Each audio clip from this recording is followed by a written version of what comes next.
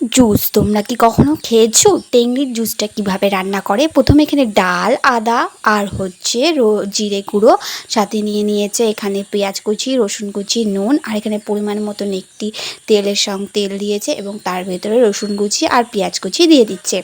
তো এগুলোকে হালকা হালকা ভাজা হোক। আর এদিকে আমরা টেংরি, এটা হচ্ছে 1 সপ্তাহ ধরে জাল দেওয়া হয়েছে এই টেংরিটা, ওর জন্য হাড়ের সাথে যেই মাংসগুলো ছিল সেগুলো একটু খুলে খুলে গেছে। আর এটা হলো টেংরির যেই জাল দেওয়ার অংশটা, সেই জুস টাইপের ওইটা।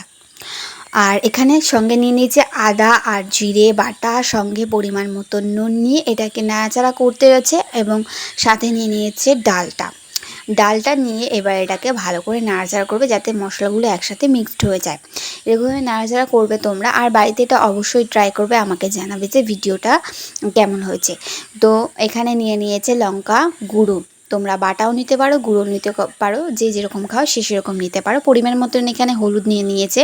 এবার নিয়ে এটাকে ভালো করে মিক্সড করছে, ভালো করে মিক্সড করবে যাতে এটা যেরকম ভালো হবে সেরকমই কিন্তু জুসটা খেতে লাগবে, কারণ এটাই আসলে একটি জিনিস, মানে মশলাটা যে যেরকম করতে পারবে সেটার উপরেই কিন্তু জুসটা নির্ভর করছে। তো এখানে ওই হাড়গুলো, মানে এই টেংরি যেগুলো, ওগুলো দিয়ে দিচ্ছি। আর দিয়ে দেওয়ার পর এটার মধ্যে ভালো করে নাড়াচাড়া করতে হবে। ভালো করে নাড়াচাড়া করে যেই ইটা ছিল, যে জুস টাইপের ছিল, মানে টেংরির সাথে যেইগুলো জাল দিয়ে দিয়ে যেই রসটা বেরিয়েছে সেটা এর মধ্যে ঢেলে দিয়ে এটাকে ভালো করে নাড়াচাড়া করছে, দেখতেই পাচ্ছ। তো আর তারপর এটা যখন ফুটন্ত অবস্থায় যখন ফুটে যাবে তখন এর ভিতর পরিমাণ মতন গরম মশলা দিয়ে এটাকে ভালো করে নাড়াচাড়া করতে হবে।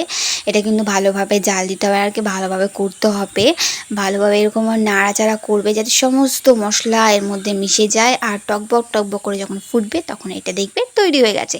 তো এখানে একটি পাত্রের মধ্যে তুলে নিই আজকে এই টেংরির জুসটা শিখে তোমাদের কেমন লাগলো, তোমরা কে কে এরকমভাবে জুস করে খেয়েছো অবশ্যই কমেন্টে জানিও। আর নেক্সট ভিডিওতে আবারও কি ভিডিও নিয়ে আসবো কমেন্ট করে অবশ্যই জানিও। আর ভিডিওর মধ্যে আমি কি ভুল বলেছি বা কথা কীরকমভাবে আটকে গেছে অবশ্যই কমেন্ট করেও বলো, আর পরবর্তীকালে আমি ঠিকঠাক করে ভয়েস দিতে পারবো।